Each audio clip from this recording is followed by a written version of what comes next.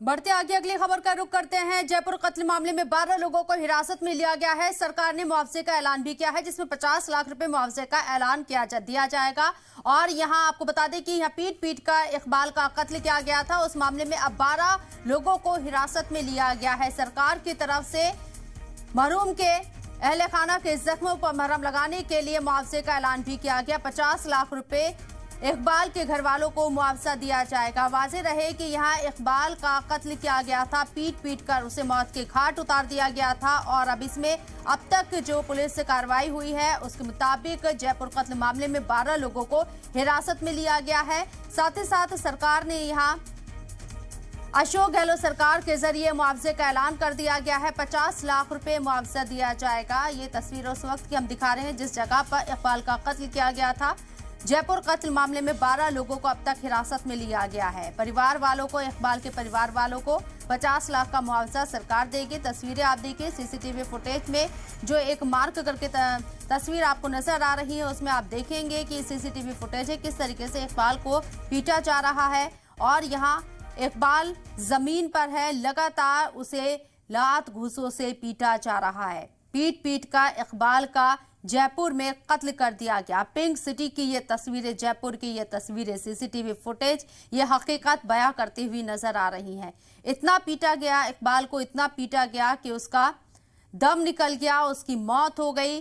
पीट कर ये कत्ल करने का मामला है जिसमें पुलिस ने अब तक 12 लोगों को हिरासत में लिया है। एक के बाद एक ताबड़तोड़ यहाँ इकबाल के ऊपर लात घूंसों से हमला किया जाता है, जो तस्वीरों में नजर आ रहा है। इसके साथ ही आपको बता दें 50 लाख रुपए का मुआवजा सरकार की तरफ से, गहलोत सरकार की तरफ से दिया जाएगा।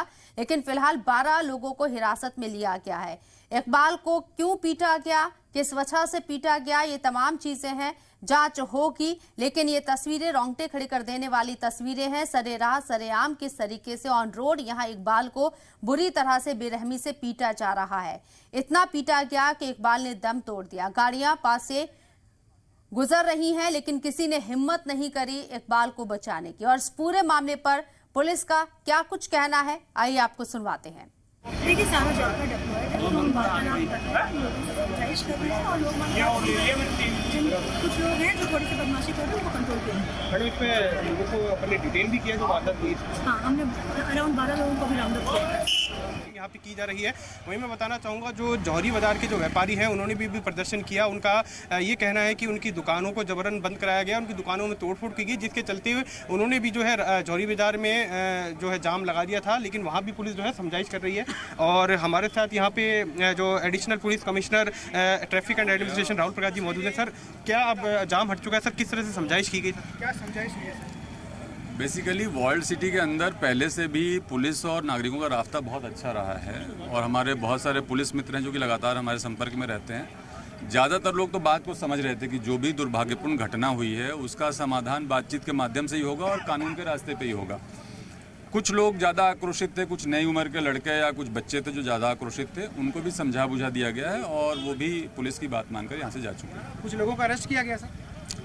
लगभग 1 दर्जन लोगों को राउंड अप किया गया था और पूछताछ भी चल रही है। उसमें जो भी लोग दोषी पाए जाएंगे उनके खिलाफ कार्रवाई की जाएगी। मामला शांत? बिल्कुल शांत। सर, ये जौहरी बाजार में भी जाम लगाया गया, सर ट्रैफिक रोका गया, उस पर सर कुछ समझाइश की जा रही व्यापारियों से? एहतियातन काफ़ी जगहों पर पुलिस के पिकेट्स लगाई गई हैं, मोबाइल्स हैं और बहुत सारे हमारे अधिकारी ऑन रोड हैं। मैं इसी जगह पे था शुरू से, तो जौहरी बाजार का एक्चुअल में भी मुझे पूरी जानकारी नहीं है, लेकिन पूरे शहर में, पूरे वर्ल्ड सिटी में स्थिति नॉर्मल है।